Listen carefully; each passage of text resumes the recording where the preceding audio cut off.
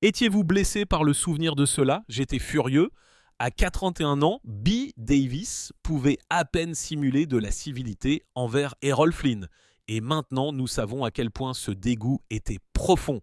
D'une guerre de facturation à une gifle si brutale qu'elle a fait vomir Flynn. Ce n'est pas l'histoire hollywoodienne de votre grand-mère. Restez dans les parages car la tension cachée, la jalousie et la révélation stupéfiante sur qui était vraiment le meilleur acteur ne font que commencer. Hollywood, dans les années 1930, était un champ de bataille déguisé usine à rêve. Chaque star voulait que son nom soit mis lumière. Mais derrière les paillettes, la compétition était vicieuse. Au centre de tout cela se tenait B. Davis, intense, à la langue acérée et déterminée à se hisser au sommet grâce à son seul talent. Elle ne se contentait pas de sa beauté ou de son charme.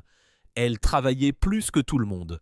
Errol Flynn, revanche, représentait le contraire. Il était le garçon or de Warner Brothers, une idole de matinale à l'allure flamboyante dont le charisme suffisait à faire pardonner au public les prises bâclées, les répliques oubliées ou les arrivées tardives. Il était le visage. Davis était l'artisan. Les mettre ensemble, c'était chercher les ennuis. Lorsque Warner Brothers les a associés dans Les Sœurs, 1938, les dirigeants ont pensé que c'était génial. Flynn avait du succès au box-office.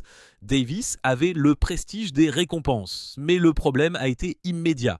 Davis se considérait comme une actrice sérieuse, forcée de garder ce qu'elle considérait comme un playboy imprudent. Flynn, quant à lui, n'appréciait pas d'être regardé de haut.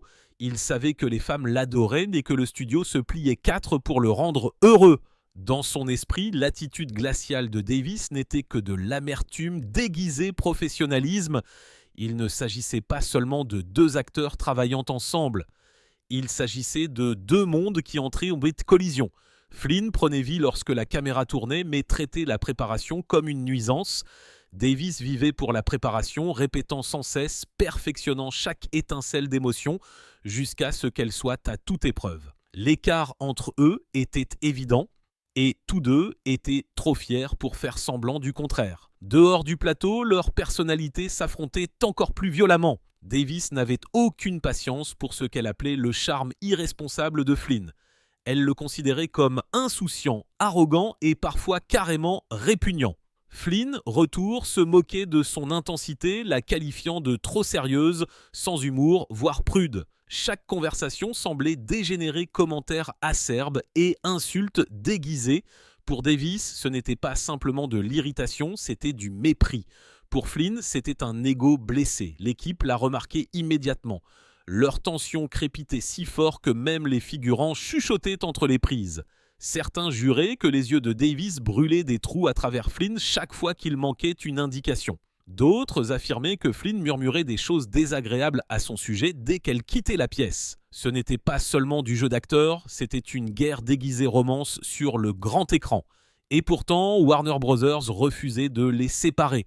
Le conflit se vend et les dirigeants savaient que l'électricité entre ces deux stars, qu'elle soit alimentée par l'attraction ou la haine, maintiendrait le public collé. Mais ce à quoi personne ne s'attendait, c'est jusqu'où les choses iraient une fois que Davis aurait décidé qu'elle ne pouvait plus simplement jouer sa fureur parce qu'un jour, au milieu d'une scène, elle a laissé sa rage parler. Et ce qui s'est passé ensuite a laissé Errol Flynn plier d'eux sous l'humiliation. S'il y avait une chose que B. Davis méprisait plus qu'un jeu d'acteur bâclé, c'était d'être sous-estimée. Elle y avait déjà remporté un Academy Award au moment où elle a joué avec Errol Flynn et elle se frayait un chemin pour devenir l'actrice la plus respectée de Warner Brothers, mais à Hollywood, le respect ne se traduit pas toujours par le pouvoir. Ce pouvoir se mesurait à une seule chose, la facturation dont le nom apparaissait première lettre lumineuse au-dessus du titre. Et lorsque Davis a découvert que Flynn avait reçu la première facturation dans Les Sœurs, elle était furieuse. Pour le public, cela peut sembler insignifiant, mais dans le système impitoyable des studios, la facturation n'était pas seulement une question d'ego, il s'agissait de statut, d'argent et d'héritage. Davis avait porté des films avec ses performances, tandis que Flynn, à son avis, se contentait de ses beaux traits. Elle croyait que Les Sœurs étaient son film, son histoire, sa vitrine. Pourtant, lorsque les affiches ont été apposées, c'est le nom de Flynn qui brillait le plus. Pour Davis, ce n'était rien de moins qu'une insulte. Elle considérait cela comme une preuve que Warner Brothers valorisait l'attrait sexuel de Flynn plus que son talent artistique. Ce n'était pas la première fois que le studio jouait à ce jeu. Les dirigeants comptaient sur la popularité de Flynn auprès du public, particulier des femmes, pour garantir les ventes de billets. Davis connaissait la vérité. Flynn pouvait attirer les gens, mais c'était elle qui rendait le film inoubliable. Malgré tout, le studio a doublé la mise, la traitant comme l'actrice, tandis que Flynn était la star. Cette division la rongeait. Ce qui a empiré les choses, c'est la réaction de Flynn. Il ne s'est pas vanté ouvertement, mais il n'a pas non plus caché sa suffisance. Flynn était assez intelligent pour savoir que la fierté de Davis avait été blessée. Et certains disent qu'il aimait la voir se tortiller. Un initié a affirmé que Flynn avait une fois fait un clin d'œil à Davis lors de réunions de production, disant « Ne t'inquiète pas chérie, ils épelleront correctement ton nom ». Pour Davis, ce n'était pas une blague. C'était une raillerie. Le ressentiment s'est répandu dans leur performance. Davis ne pouvait pas regarder Flynn sans penser à l'injustice. Elle a commencé à canaliser cette amertume dans son personnage, prononçant des répliques avec une tension latente qui rendait les scènes entre eux électriques. Flynn, toujours l'improvisateur, s'y est également prêté, bien que son énergie détendue ait contrasté avec son débit tendu. Le résultat, des scènes qui semblaient brutes, presque trop réelles, comme si les personnages eux-mêmes se battaient pour la domination. Coulisses, Davis a fait pression sur le studio pour être traitée comme la véritable vedette. Elle s'est plainte auprès des dirigeants, a exigé le respect et a clairement indiqué qu'elle n'allait pas se laisser malmener par un joli garçon avec une collection d'épées. Mais Warner Brothers n'a pas bougé, Flynn était leur poule aux œufs d'or. Et l'indignation de Davis a été balayée d'un revers de main comme étant capricieuse. L'ironie, ce mot même, capricieux, était la façon codée d'Hollywood de rejeter les femmes d'État puissantes. Et plus elle était rejetée, plus Davis bouillait. Elle a commencé à chercher des moyens d'affirmer son contrôle sur le plateau, même si cela signifiait mettre Flynn mal à l'aise. Parce que si le studio ne lui donnait pas la première place au générique, elle trouverait son propre moyen de rappeler à Flynn et à tous les autres qui étaient aux commandes. Ce rappel est venu de la manière la plus choquante possible, une seule gifle sur le visage de Flynn qui restera gravée dans l'histoire d'Hollywood, mais ce n'était pas n'importe quelle gifle. C'était si brutal que Flynn n'a même pas pu rester debout. La tension entre Bette Davis et Errol Flynn a finalement éclaté dans un moment inoubliable. Ce n'était pas scénarisé, du moins pas comme ça s'est passé. Au cours d'une répétition houleuse, le personnage de Davis était censé gifler Flynn. Normalement, les acteurs simulaient cela. Un mouvement angulaire, un claquement du poignet, le son ajouté plus tard. Mais Davis n'était pas d'humeur à simuler quoi que ce soit. Au lieu de cela, elle a enlevé ses gants, a laissé son anneau de diamant scintiller sous les lumières de la scène et a frappé avec chaque once de rage refoulée qu'elle retenait. Le craquement a résonné dans tout le décor. Flynn a titubé, agrippant son visage, la marque rouge de son anneau se formant déjà. Les membres de l'équipe ont figé. Ce n'était pas du jeu d'acteur, c'était une agression commise devant tout le monde. Flynn a essayé de minimiser la chose avec bravade. Il a souri à travers les dents serrées, a fait un commentaire sarcastique sur le crochet droit de Davis et est parti comme si de rien n'était. Mais au moment où il a tourné au coin de la rue, des témoins ont dit que son visage était devenu pâle. Il s'est précipité dans sa loge et a vomi. Ce n'était pas seulement de la douleur, c'était de l'humiliation. Pour un homme dont toute la réputation reposait sur le fait d'être le héros fringant et invincible, être publiquement souffleté par une costard était une humiliation qu'il ne pouvait pas facilement effacer. Ce qui a empiré les choses, c'est l'expression de Davis après la gifle. Elle n'avait pas l'air coupable, elle avait l'air satisfaite. Pour elle, c'était la justice. Flynn avait volé la facturation, s'était moqué de son art et maintenant il avait payé le prix devant les personnes mêmes qui continuaient de rejeter ses plaintes. Elle n'avait pas seulement giflé Errol Flynn, elle avait giflé Warner Brothers elle-même. Mais les retombées n'ont pas été aussi propres qu'elle l'espérait. Flynn n'a pas pris l'humiliation silence. Il a fait le tour du plateau se défoulant auprès de tous ceux qui voulaient de bien l'écouter. Il a qualifié Davis de vicieuse, de déséquilibrée, voire de dangereuse. Il a menacé de quitter complètement la production. Le studio s'est empressé de le calmer, mais privé, les dirigeants étaient divisés. Certains pensaient que Davis était allé trop loin, d'autres pensaient que la tension était de l'or pur pour le film, rendant leur combat à l'écran réel. Pour Davis, l'incident n'a fait que cimenter sa haine. Flynn représentait tout ce qui n'allait pas dans le système hollywoodien.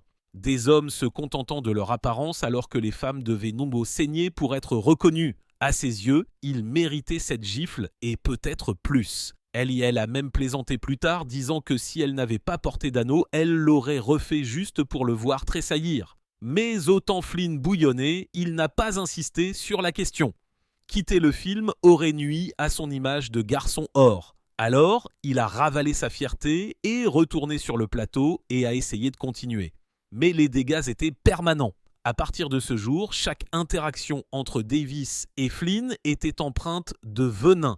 Elle le voyait comme une fraude, il la voyait comme une tyran et aucun des deux ne pouvait le cacher. Pourtant, la gifle n'était que le début, parce que la vraie guerre ne portait pas seulement sur les joues meurtries. Il s'agissait d'une confrontation de vision du monde.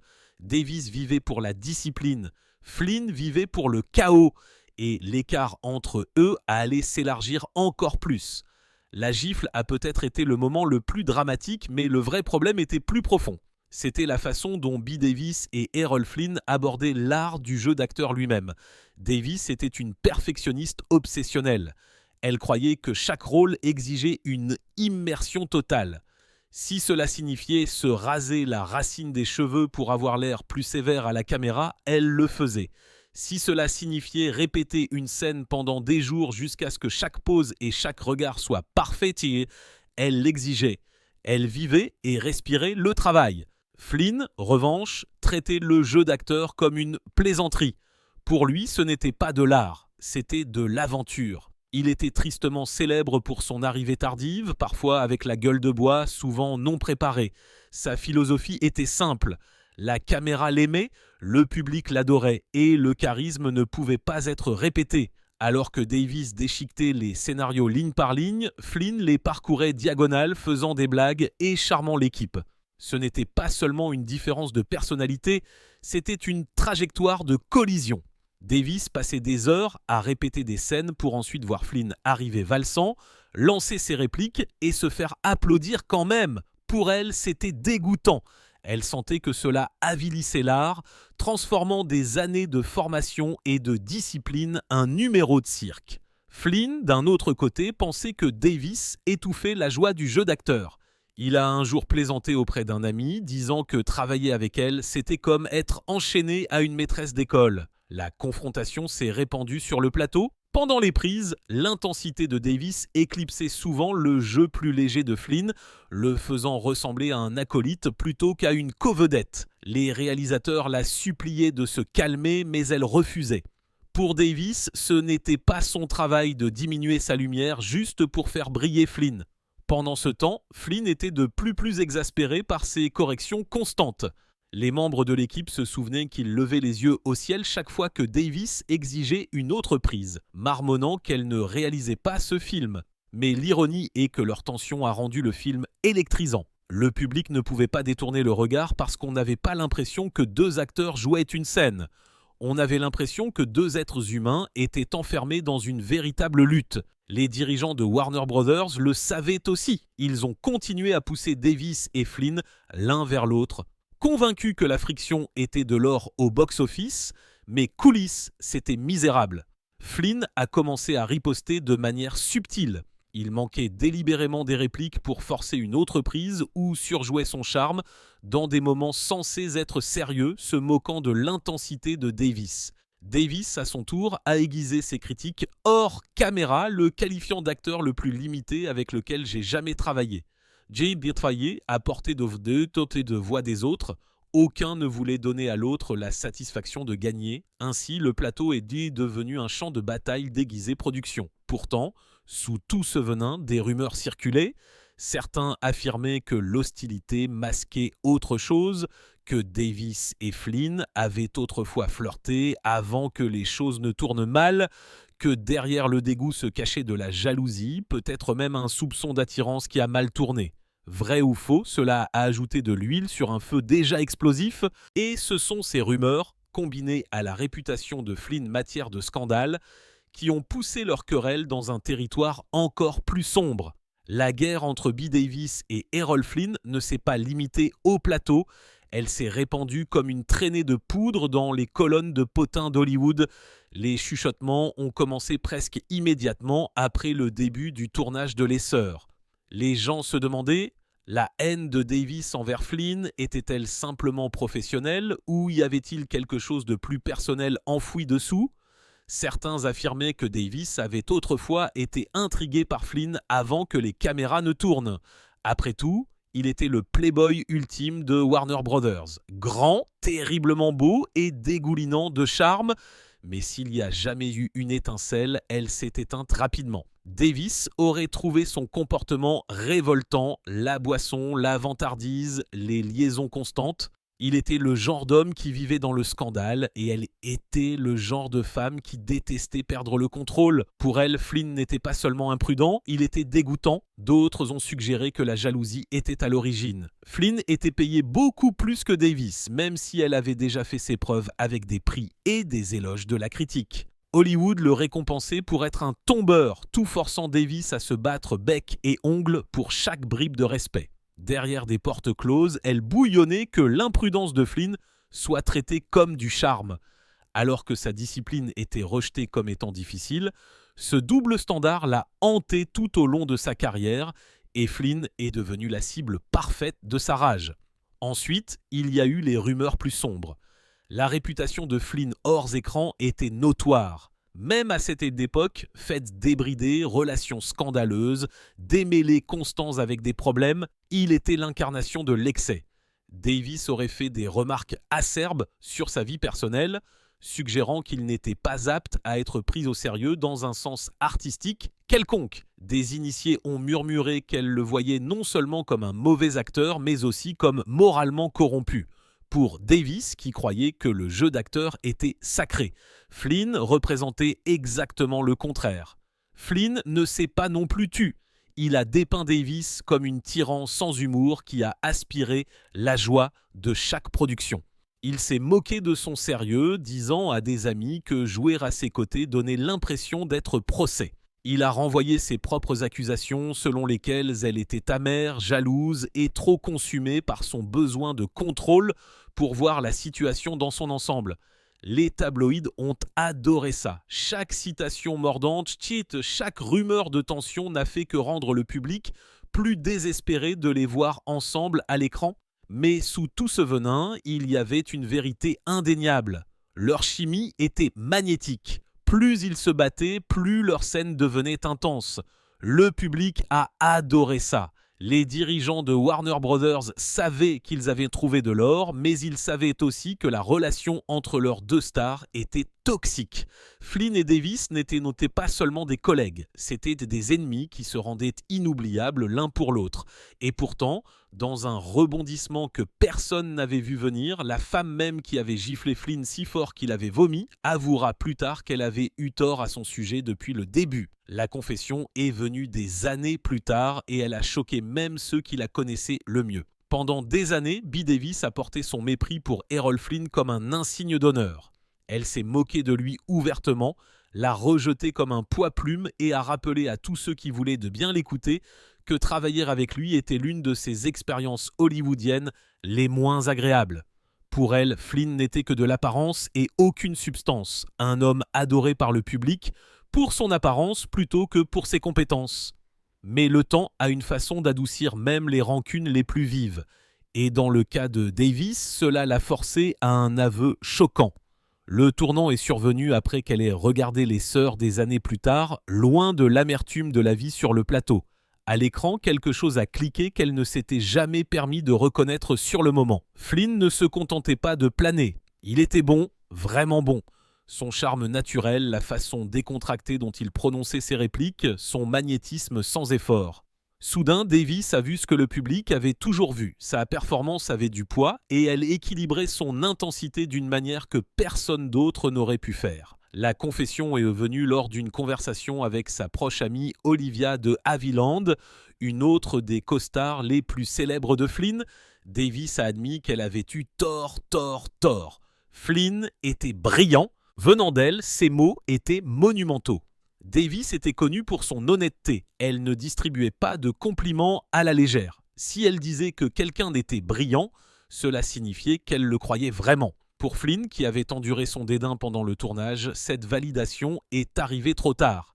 Il était déjà passé de l'autre côté, son héritage étant à jamais lié à la fois à son style de vie scandaleux et à ses rôles emblématiques. Pourquoi Davis a-t-elle changé son fusil d'épaule ? Peut-être qu'avec le recul, elle a réalisé que sa colère ne concernait pas seulement Flynn. Elle concernait le système hollywoodien qui les opposait l'un à l'autre.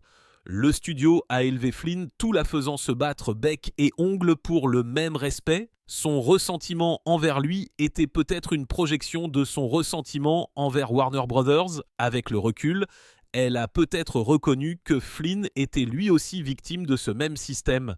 Utilisé pour sa beauté, typé comme le voyou charmant, jamais autorisé à développer pleinement son talent. Pourtant, l'aveu de Davis n'a pas effacé l'amertume de leur temps ensemble. Cela a ajouté des nuances, oui, mais cela a également souligné comment l'orgueil peut aveugler même les esprits les plus vifs.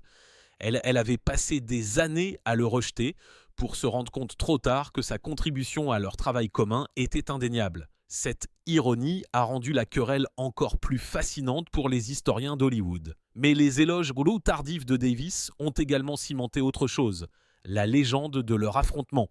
Les fans le considèrent maintenant non pas comme une simple querelle, mais comme une bataille entre deux égaux, l'un perfectionniste, l'autre naturel, et lorsque Davis a finalement accordé à Flynn la reconnaissance qu'il méritait, cela n'a fait qu'approfondir le mythe de leur rivalité. L'ironie, cette querelle même et la gifle qui a choqué l'industrie sont devenues une partie de ce qui a maintenu leurs deux noms vie des décennies plus tard.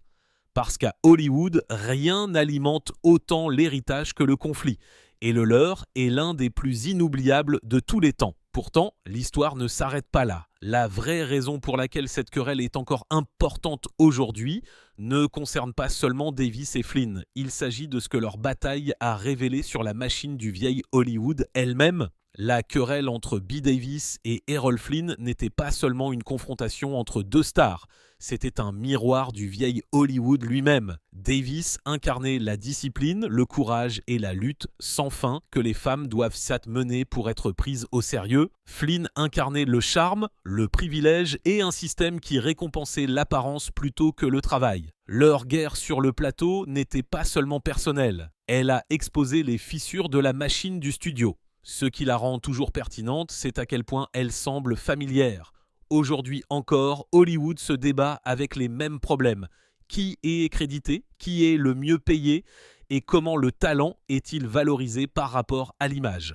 Le dégoût de Davis pour Flynn ne concernait pas seulement lui, il s'agissait de ce qu'il symbolisait.